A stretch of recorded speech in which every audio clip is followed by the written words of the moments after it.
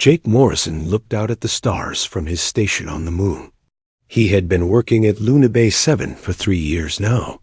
The base sat on the far side of Earth's moon, hidden from anyone looking up at the night sky from home.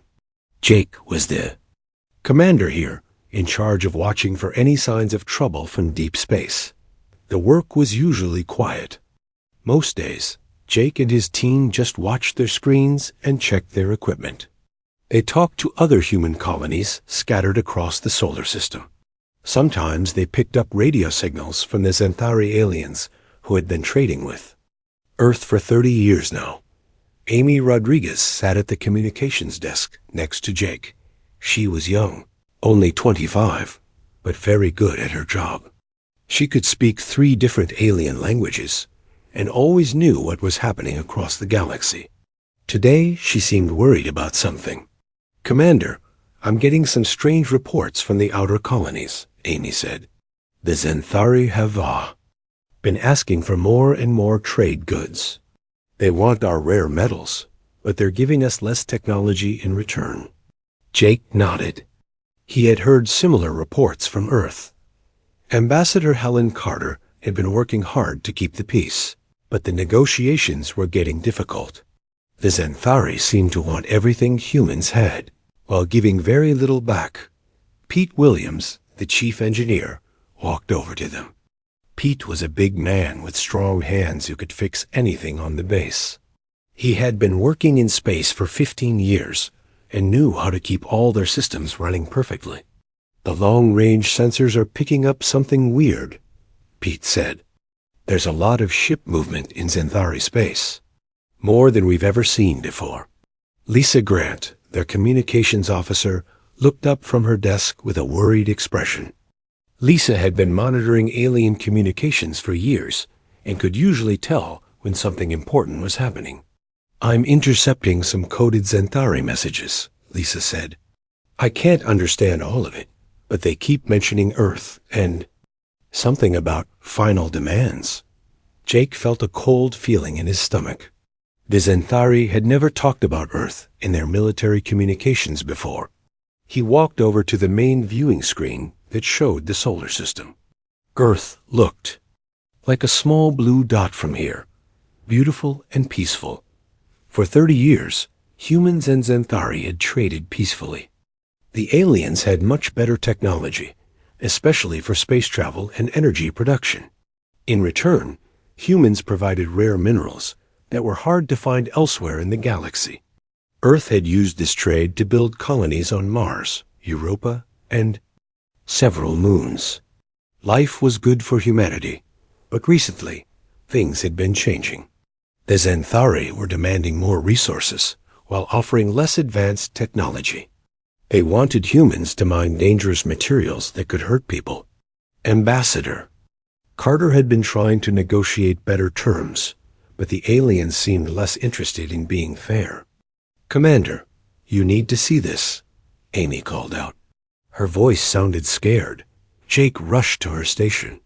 On her screen was a display showing the edge of the solar system. Hundreds of red dots were moving toward them. Each dot represented a Xanthari warship. "How many ships is that?" Jake asked. "At least 500, Amy replied. "Maybe more. It's the largest fleet we've ever detected." Pete and Lisa gathered around the screen. None of them had ever seen anything like this. The Xanthari had small patrol ships that sometimes visited human space, but never anything close to a military fleet. "Are they coming here?" Pete asked. "There. Course leads straight to Earth," Lisa confirmed. Jake's mind raced. This could not be a peaceful visit. No one needed 500 warships for a trading mission. He reached for the emergency communication system that would connect him directly to Earth's military command. "This is Luna Base 7 calling Earth." "Defense Command," Jake said into the microphone. "We have a large Xanthari fleet approaching the solar system. Request immediate instructions." The response came back quickly. "Luna Base 7, this is General Adams at Earth Defense. We're tracking the same fleet. All stations are now on high alert. maintain observation, and report any changes. Over the next 6 hours, Jake and his team watched as the alien fleet grew closer. They could see that these were not ordinary Xanthari ships. These vessels were much larger than anything humans had seen before. Some of them looked like they could destroy entire planets. Amy intercepted more alien communications. "Commander, I'm picking up a transmission directed at Earth. It's coming from the lead ship." "Put it on the main screen," Jake ordered. The screen flickered and showed a Xanthari commander. The alien looked like a tall, thin human, but with gray skin and large black eyes. When it spoke, the words were translated by their computer systems. "People of Earth," the alien commander said, "I am War Leader Keth of the Xanthari Coalition. Your species has been selected for integration into our empire. You will surrender all your colonies and submit to our authority. Your planet will become a mining world under our control. You have 1 hour to respond with your complete surrender." The transmission ended. Jake and his team stared at the blank screen in shock. "They want us to surrender?" Pete said. "After 30 years of peaceful trade?" Amy was already working at her communications station. "I'm trying to reach Ambassador Carter, but I can't get through. The Xanthari must be blocking our signals to their space." Jake knew that Earth would never surrender. Humans had built a good life among the stars. They had colonies, families, and dreams for the future. No one would just give all of that up, because aliens demanded it. 50-9 minutes later, Earth's response came through their communication system. President Hayes himself appeared on their screen. "To the Xanthari fleet," the president said, "humanity rejects your demands completely. We are a free species and will remain free. Leave our space immediately or face the consequences." Jake felt proud of his president's strong words, but he also felt afraid. The Xanthari fleet was enormous, and Earth's military was much smaller. Humans had built their ships for exploration and trade, not for war. The Xanthari response came 10 minutes later. War Leader Keth appeared on their screen again. "Humans have chosen to resist," the alien commander said. "We will now demonstrate the price of defying the Xanthari coalition." Jake watched in horror as the alien fleet changed formation. The largest ship, a massive vessel that looked like it could hold a small city, turned toward the moon. Energy readings spiked across all their instruments. "Commander," Lisa called out, her voice shaking, "they're targeting us. All weapons are aimed at Luna Base 7. Jake realized the truth was much worse. The aliens were not just targeting their base. They were targeting the entire moon. "Emergency evacuation," Jake shouted. "Everyone to the escape pods, now." As alarms blared throughout the base, Jake took one last look at Earth through the viewing port. His home planet looked so small and peaceful from here. He wondered if he would ever see it again. The Xanthari were about to do something that would change everything. They were about to attack something that every human on Earth could see in their night sky. Something that had been part of human culture and dreams for thousands of years. They were about to blow up the moon. Jake Morrison's escape pod shook violently as he flew away from the moon. Behind him, the most terrible thing he had ever seen was happening. The Xanthari flagship fired a weapon that looked like a beam of pure white light. The beam hit the moon and kept firing for 30 seconds. When the weapon stopped, the moon began to crack. At first, it was just a thin line across the surface. Then the cracks spread like broken glass. Jake watched through his pod's window as the moon split into thousands of pieces. Each piece glowed red-hot as it spun away into space. Amy Rodriguez was in the pod next to his. Her voice came through the radio, but she was crying so hard Jake could barely understand her words. "It's gone," she kept saying. "The moon is gone." Pete. Williams was in the third pod. The big engineer was not crying, but his voice was full of anger. "They destroyed it," he said. "They actually destroyed our moon." Lisa Grant was in the fourth pod. She was trying to contact Earth, but there was too much interference from the debris field. Pieces of the moon were flying everywhere, and some of them were heading toward Earth. Jake looked at his instruments. The explosion had created millions of chunks of rock, some as big as mountains. Many of them were falling toward Earth. The planet's gravity was pulling them down. Jake realized that people on Earth were about to face a disaster unlike anything in human history. "This is Jake Morrison calling any Earth station," he said into his radio. "Luna Base 7 is destroyed. The moon has been completely destroyed. Debris is heading for Earth. Repeat, the moon is gone." The response came from Earth Defense Command. "Luna Base survivors, this is General Adams. We see the debris field. Emergency shelters are opening across the planet. All spacecraft are being diverted to help with evacuations." Jake felt sick as he thought about what was happening on Earth. The moon controlled the ocean tides. Without it, the seas would behave strangely. Weather patterns would change. The night sky would never look the same again. But worse than all of that, millions of people were about to be hit by falling pieces of their destroyed moon. President Hayes appeared on emergency broadcasts across Earth and all human colonies. Jake could see the transmission on his pod's small screen. The president looked older than he had just hours before. His face was full of anger and sadness. "My fellow humans," President Hayes said, "the Xanthari have committed an act of war against all humanity. They have destroyed our moon and threatened our whole world. As of this moment, we are in a state of total war with the Xanthari coalition. Every human on every world in every station is now part of this fight." Jake had never heard such anger in a human leader's voice before, but he understood it completely. The Xanthari had not just attacked a military target. They had destroyed something that every human could see when they looked up at night. The moon was in human songs, stories, and dreams.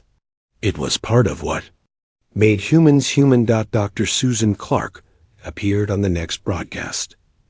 She was the head of Earth's most secret research project. Jake had heard rumors about her work, but no one knew exactly what she was doing. "Citizens of Earth and all human colonies," Dr. Clark said. "Project Prometheus is now activated. For 20 years, we have been preparing for the possibility of alien attack. We have weapons and ships that the Xanthari do not know about. The war begins now." Across human space, something incredible began to happen. On Mars, miners who had been working normal 8-hour shifts suddenly began working for 20 hours without rest. They were driven by pure anger at what the aliens had done. Production of rare metals increased by 300% in just one day. On Europa, scientists who had been making slow progress on new technologies suddenly began working around the clock. They made breakthrough discoveries in energy weapons and ship design. Ideas that had taken months to develop before were now being completed in days. On Earth itself, despite the chaos from falling moon debris, people were organizing with military precision. Civilians were volunteering for military service in numbers that shocked the recruitment centers. Factories that had been making civilian goods switched to making weapons and ship parts. Captain Ben Torres had been commanding a peaceful exploration vessel called the Earthship Horizon. When the war began, he was ordered to report to the secret shipyards hidden in the asteroid belt. What he found there amazed him. "I've never seen anything like this," Ben told his crew as they approached the hidden facility. The shipyard was enormous, built inside a hollowed-out asteroid. Dozens of warships were under construction, but these were not like any human ships Ben had ever seen. The new ships combined human engineering with alien technology that had been secretly captured and studied over the years. Dr. Clark's team had been reverse engineering Xanthari equipment and making it better. The ships looked deadly and beautiful at the same time. Ben's new ship was called the UHS Vengeance. It was 3 times larger than his old exploration vessel and armed with weapons that could destroy entire Xanthari fleets. His crew included the survivors from Luna Base 7. Jake Morrison was now his tactical officer. Amy Rodriguez was his communications expert. Pete Williams was his chief engineer. Lisa Grant ran the sensor systems. "Captain," Pete said as he examined the ship's engines, "this is amazing. The alien technology responds to human emotions. When we get angry, the engines run more efficiently. When we focus our minds on fighting, the weapons become more accurate." Dr. Clark explained this strange phenomenon in her research reports. The destruction of the moon had affected human brain chemistry in ways that no one expected. The shared trauma of watching their ancient companion destroyed had triggered something deep in human psychology. Humans were becoming smarter, stronger, and more focused than they had ever been before. Amy discovered that she could now understand alien languages that had been completely unknown to humans before. Lisa found that she could operate sensor systems with incredible precision, detecting enemy ships from impossible distances. Jake developed tactical abilities that let him plan battles with mathematical perfection. But the most important change was happening to all of humanity together. For the first time in human history, the entire species was united with a single purpose. Every human, from Earth to the farthest colony, wanted the same thing. They wanted to make the Xanthari pay for what they had done. War leader Keth of the Xanthari sent another message to Earth 3 days after destroying the moon. "Humans have seen our power," the alien commander said. "Submit now, and we will allow your species to survive as our workers." President Hayes' response was broadcast across human space and beyond. "War leader Keth," the president said, "you have made the worst mistake in galactic history. You attacked something sacred to every human alive. We will not rest until your coalition is destroyed. We will not negotiate. We will not surrender. We will not stop until justice is done." The Xanthari had expected humans to surrender after seeing the moon destroyed. Instead, they had awakened something that had been sleeping in humanity for millions of years. They had turned a peaceful species of traders and explorers into something new, something dangerous. Something that would not forgive what had been done to their moon. 6 months after the moon died, Captain Ben Torres stood on the bridge of the UHS Vengeance as it prepared for humanity's first major attack. The ship was one of 50 new warships that had been built in secret. Each ship carried weapons that could destroy entire space stations. Jake Morrison sat at the tactical station, planning their assault on the Kepler 442 system. The Xanthari had 3 major bases there, protected by over 200 alien warships. Before the moon's destruction, this would have been an impossible mission for humans. Now it felt like a fair fight. "Captain, all human ships are reporting ready," Amy Rodriguez announced from her communications post. She was now coordinating with dozens of other vessels, something that would have been too difficult for any human to do before the change. But Amy's mind worked differently now. She could track hundreds of conversations at the same time. Pete Williams checked his engineering displays.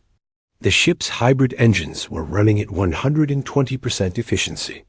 The alien technology seemed to feed off human anger, and there was plenty of anger to go around.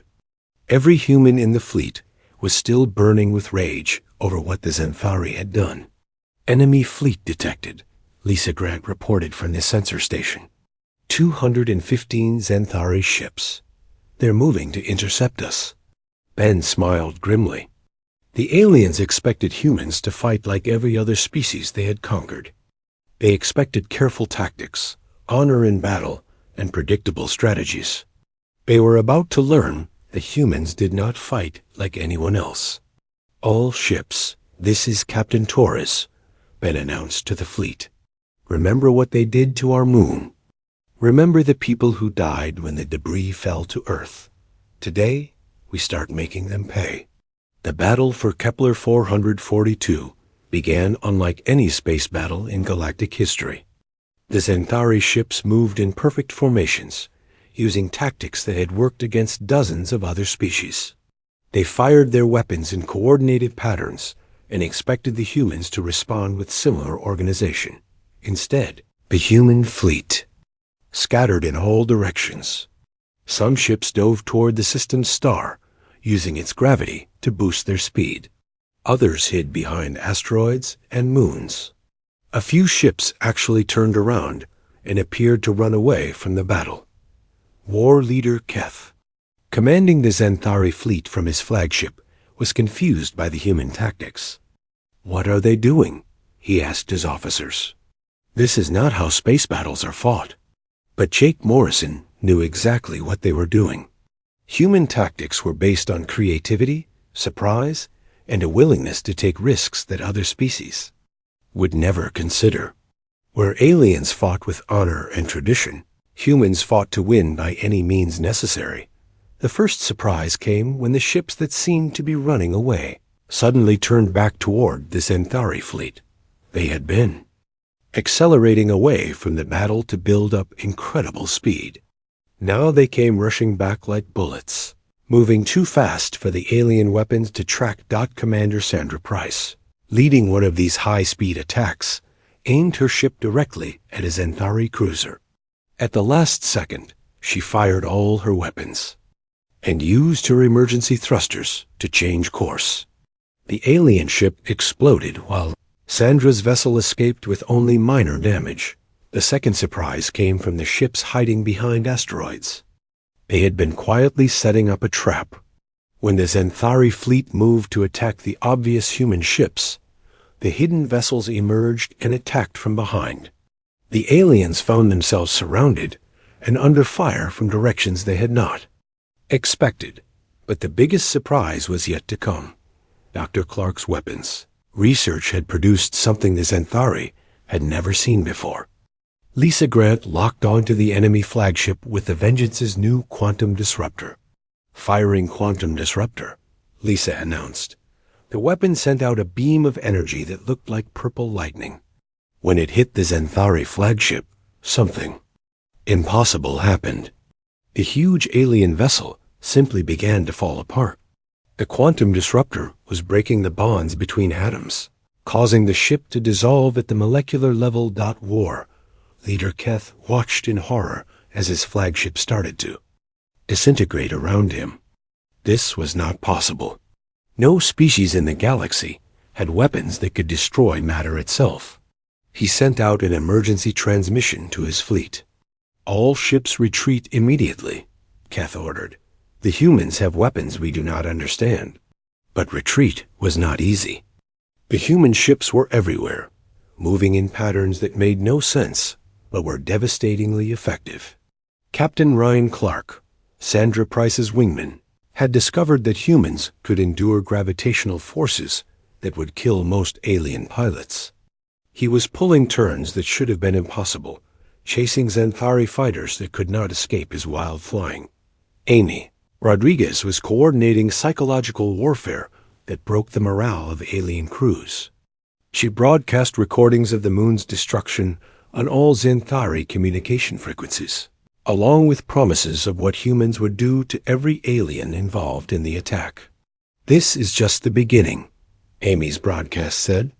"We will hunt down every ship, every station, every world that served your coalition. You destroyed something sacred to us. Now we will destroy everything sacred to you."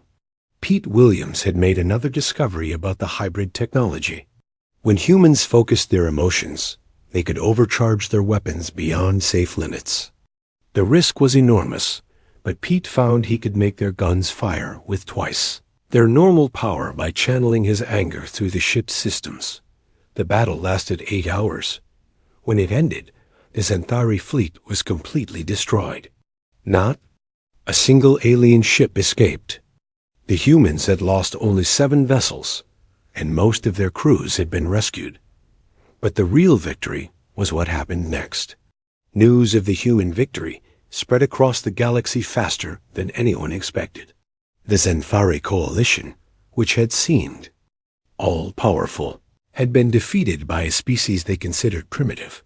3 of the coalition's member species immediately sent secret messages to Earth. They wanted to discuss separate peace agreements. They had seen what humans could do and did not want to face the same fate as the ships at Kepler-442. Admiral Patricia Stone, newly promoted to command all human military forces, received reports from across Xanthari space. Alien commanders were starting to question their orders. Some were refusing to attack human targets. A few had even abandoned their posts and fled to neutral systems. "Captain Torres," Admiral Stone said during a secure communication, "your victory has changed everything. The Xanthari coalition is starting to fall apart. But we're not done yet." Ben looked at his crew on the bridge of the Vengeance. Jake Morrison was already planning their next target. Amy Rodriguez was intercepting alien communications that revealed growing panic in enemy territory. Pete Williams was upgrading their weapons for even more destructive power. Lisa Grant was tracking Xanthari fleet movements that showed increasing desperation. "What are our orders, Admiral?" Ben asked. "We're taking this war to every Xanthari stronghold," Admiral Stone replied. "They wanted to conquer humanity. Instead, they've created something they can't control. We're going to show the galaxy what happens when you attack something humans consider sacred." The Xanthari had made their worst mistake when they destroyed the moon. They thought it would break human spirit. Instead, it had forged humanity into a weapon unlike anything the galaxy had ever seen. The war was far from over, but the outcome was no longer in doubt. Humanity was no longer fighting for survival. They were fighting for total victory. 2 years after the moon died, Admiral Ben Torres looked out at the Xanthari homeworld from the bridge of his flagship. The planet below was called Xanthara Prime, and it was the last major stronghold of the alien coalition. Around the planet, the remains of their once mighty fleet tried to protect their capital world. The war had changed everything. What started as humanity's fight for survival had become something much bigger. Human forces now controlled over 100 star systems that had once belonged to the Xanthari coalition. 3 alien species had surrendered completely and were now under human protection. The 4th species, a race called the Mokari, had joined humanity as allies after seeing how humans treated their prisoners with respect. Jake Morrison, now a general, stood beside Admiral Torres on the command bridge. His tactical abilities had grown beyond anything he thought possible.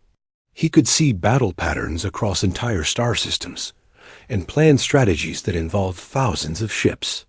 Today, he was planning the final assault on the Xanthari homeworld. "Admiral, we have 200 ships ready for the attack," Jake reported.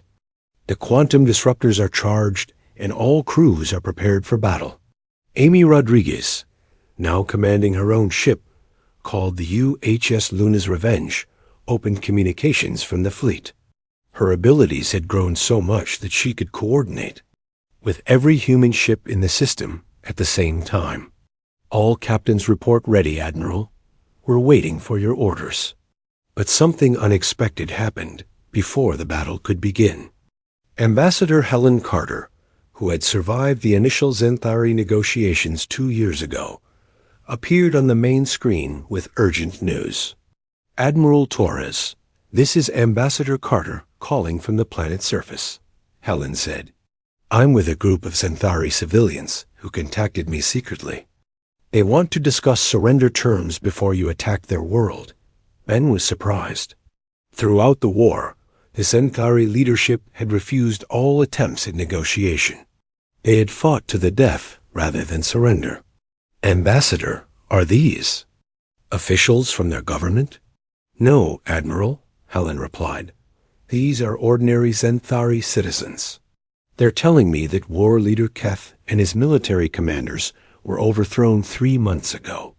The new Zenthari government wants to end this war, but they're afraid you won't accept their surrender. Dr. Susan Clark, who was aboard Torres' flagship as a scientific advisor, had been studying captured Zenthari for 2 years. She had made an important discovery about the aliens that changed how humans saw their enemy. Admiral, Dr. Clark said, my research shows that most Zenthari never wanted this war. The decision to destroy our moon was made by a small group of military extremists. The majority of their population opposed the attack, but they had no power to stop it. This news created a difficult decision for the human leadership. They had the power to destroy the Zenthari homeworld completely. Their quantum disruptors could turn the entire planet into dust.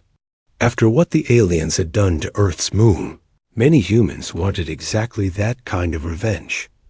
But humanity had changed in ways that went beyond just military power. The trauma of losing their moon had not just made humans stronger and smarter, it had also made them think differently about right and wrong. They had become capable of strategic thinking on a scale that covered entire civilizations. President Hayes appeared on the fleet's communication system from Earth. The president looked tired but determined. Behind him, through his office window, the night sky showed the empty space where the moon used to be. Earth's tides were still strange, and the weather patterns were different, but humanity had learned to adapt. Admiral Torres, President Hayes said, I've been discussing this situation with our military leaders and civilian government. We have a decision to make that will affect the future of our species and this entire region of the galaxy. Ben waited for the president's orders. Around him, his crew prepared for whatever would come next. Pete Williams, now the chief engineer for the entire fleet, had weapons ready that could destroy planets. Lisa Grant, commanding the sensor networks, could track every movement in the star system. We have the power to destroy them completely. President Hayes continued. We could turn their homeworld into rubble and hunt down every surviving Zenthari in the galaxy. After what they did to our moon, no one would blame us for choosing revenge. The president paused, looking directly at the camera. But that's not who we want to become. We've learned that real strength isn't just about having bigger weapons. It's about knowing when to use them and when to show mercy. Ben felt a strange feeling as he listened to the president's words. For 2 years, every human had been focused on one goal, making the Zenthari pay for destroying the moon. The anger and desire for revenge had driven them to become the most powerful military force in the galaxy. But now they had to decide what to do with that power. Our terms are these, President Hayes announced. The Zenthari coalition will surrender unconditionally. All their military forces will be disbanded. Their government will be supervised by human administrators until we're sure they can be trusted to live peacefully. Any Zenthari who participated in planning or carrying out the attack on our moon will face trial for war crimes. Ambassador Carter transmitted the terms to the Zenthari negotiators on the planet below. The response came back within an hour. The new Zenthari government accepted every condition without argument. They were so afraid of human military power that they agreed to anything that would end the war. Leader Keth and his military council were handed over to human authorities immediately. They would face trial on Earth for the destruction of the moon and the deaths of millions of humans. The trials would be fair, but the evidence of their guilt was overwhelming. The formal surrender ceremony took place on the surface of Zenthara. Prime, Ben Torres, Jake Morrison, Amy Rodriguez, Pete Williams, and Lisa Grant all attended as representatives of the humans who had witnessed the moon's destruction. They stood together as the Zenthari leadership signed documents that ended their independence and placed their civilization under human control. But the most important moment came when Ben Torres made a speech to the gathered Centauri civilians. Thousands of aliens had come to see the humans who had defeated their mighty coalition. 2 years ago, your military leaders made a terrible mistake, Ben said. They destroyed something that was sacred to every human alive.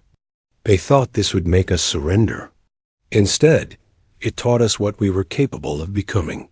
Ben looked up at the sky, where human warships could be seen orbiting the planet. We could have destroyed your world the same way you destroyed our moon. We had the power and the right to take that revenge. But we chose differently. We chose to be better than our anger. The Admiral's words were translated and broadcast across the former Centauri coalition. Billions of aliens heard the message. That would define humanity's role in the galaxy for generations to come. This war is over, Ben concluded. But the peace that follows will be built on human terms. We will watch over this region of space. We will prevent any species from making the same mistake your leaders made. And if anyone ever threatens something sacred to humanity again, they will learn what we learned about ourselves when they blew up our moon. The humans had won more than just a war. They had become the guardians of their part of the galaxy. The species that once begged for peace now controlled the fate of civilizations. And in the night sky above Earth, where the moon used to shine, humans looked up and remembered the price of attacking something they held sacred.